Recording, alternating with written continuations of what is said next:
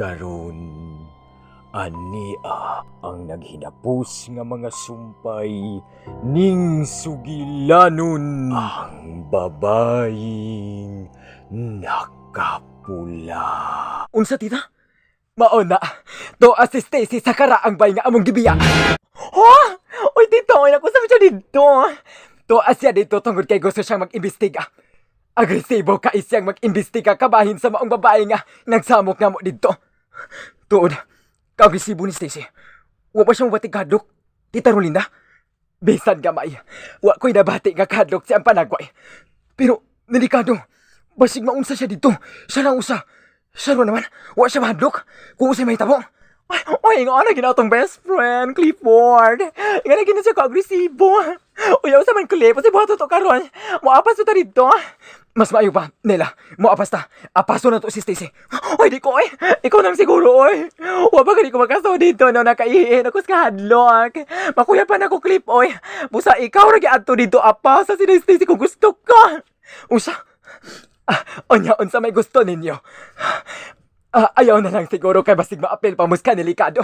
Dili tita. Di ko pasagdan si Stacy. Apason ko siya. Muadto ko dito. Clifford! Asa ba Cliff? Oy, wa ka mahadlok.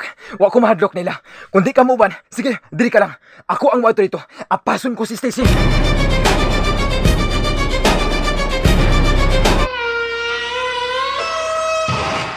Nanipitin sa karaang bay.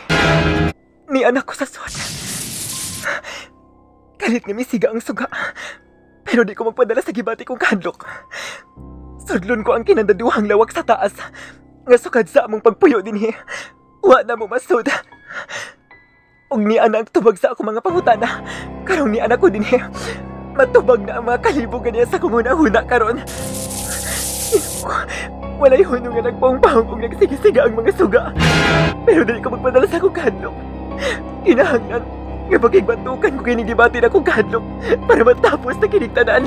Magdali ko, masaga ko sa taas, paingon sa kinandaduhang lawak. Tawag kini anak ko ang yabi. Kung nakita ko ang maong yabi, diha sa may hagdanan, magdali ko.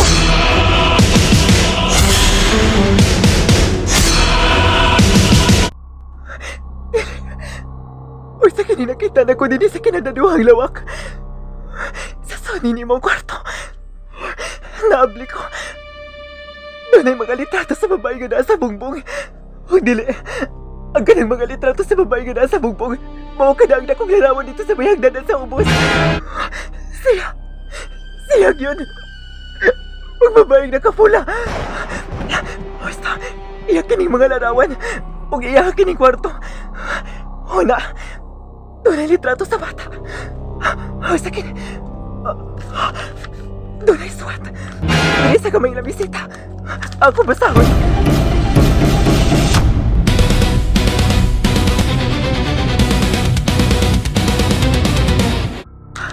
Ang sa'yo nakasuwat. Imo kong gipatay. Gihigugma ko ikaw.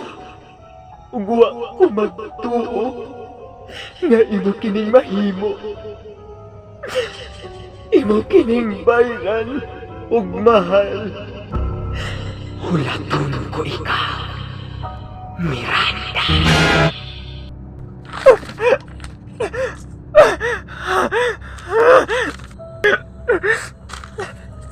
Una, may litrato nga nahug sa sahog. O sakin, ako po dito na.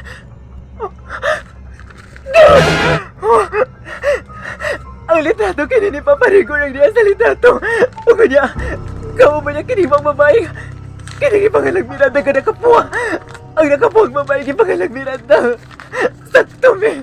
O kanya, tuntuni mo sa seriyon kini. Dili. O isa iba sa bot ni ini. Dili.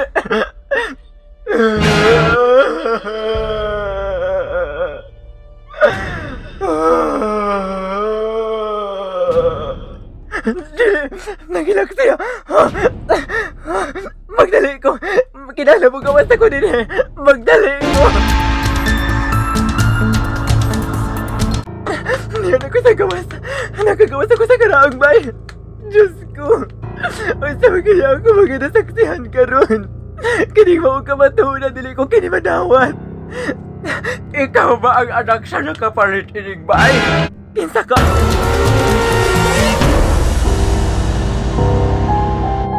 Unsay sunod nga mahitabo? Sunda ang duha na lang gyud kasumpay ning sugilanon ang babaeng nakapula.